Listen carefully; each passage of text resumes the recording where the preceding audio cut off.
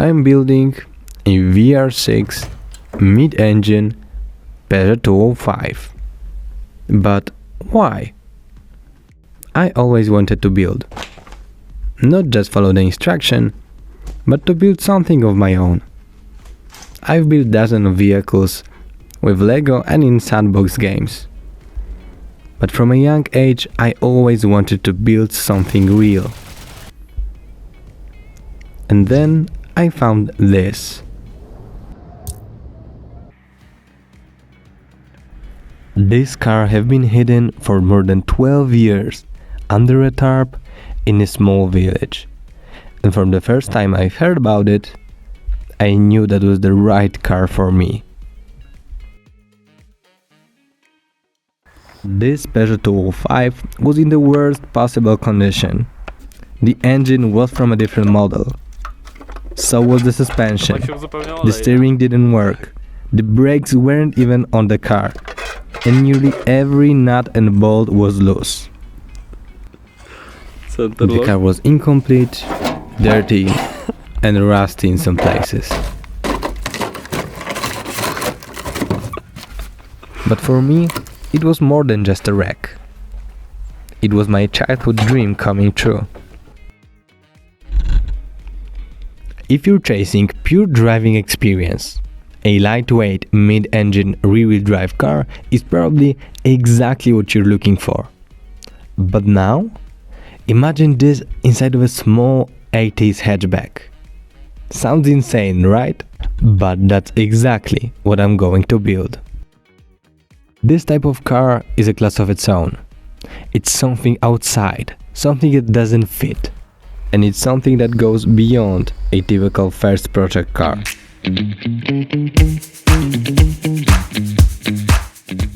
To start working on this car, first we had to get rid of that mess.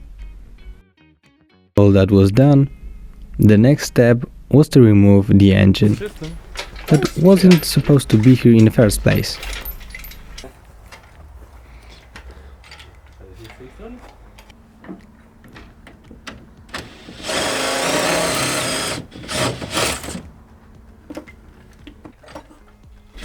This engine is a 1.6 liter from another model of Peugeot. Previous owner had some ideas, but left it as it is. So now we have to fight with this engine to get it out.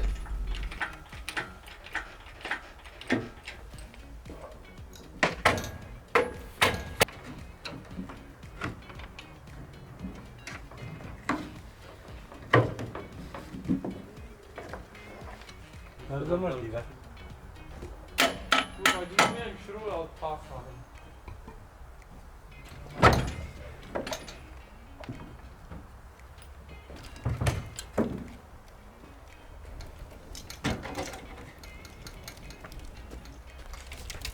Trochę już stoją.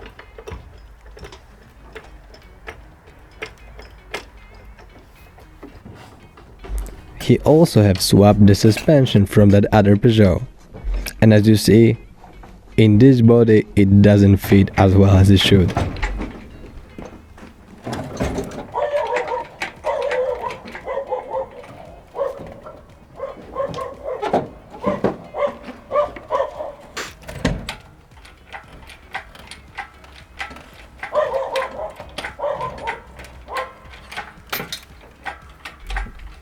But after maneuvering the engine more and cutting the last obstacle,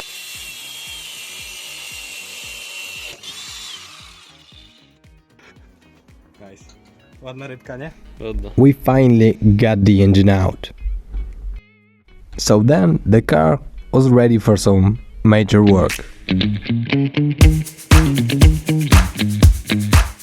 But to design a custom subframe and mount the engine behind the driver, we first have to scan the chassis.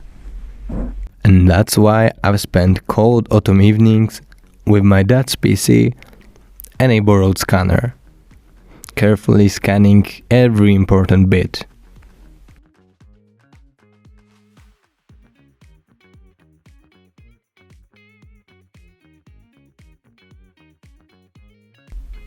The weather conditions were far from perfect. but I needed to get it done before the winter.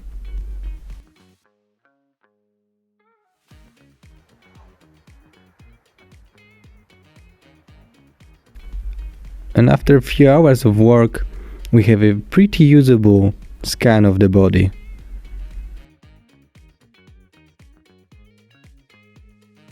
For a project like this, the most reasonable motor would be a light 4-cylinder engine.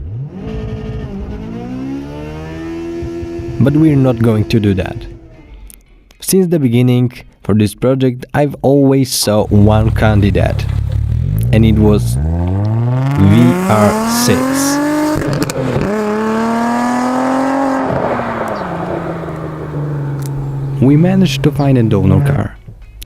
And yes, we have to spend few hours getting it out in rain and total darkness, but at the end, we have the engine. This particular motor wasn't in very good shape. It was dirty, leaking oil and something that looked like a pistachio cream.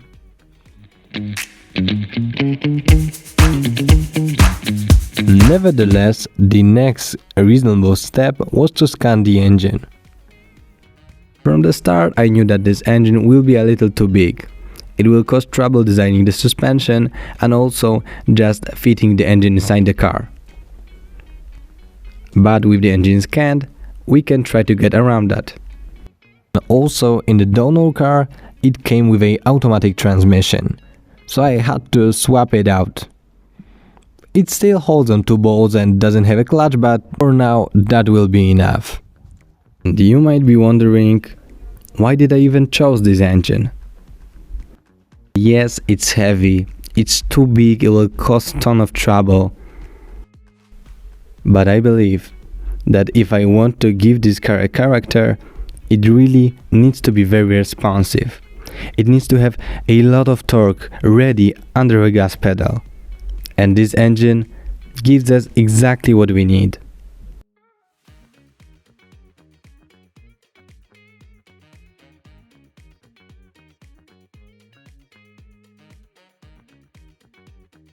And after taking enough scanned data, we only have to take the measure of the half shafts.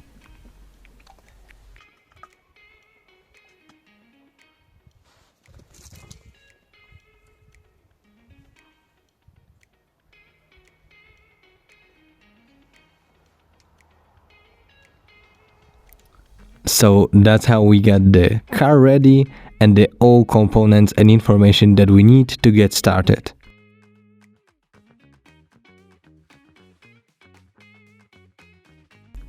Then the winter came, and it was a perfect time to start designing the chassis and suspension. But about that in the next episode.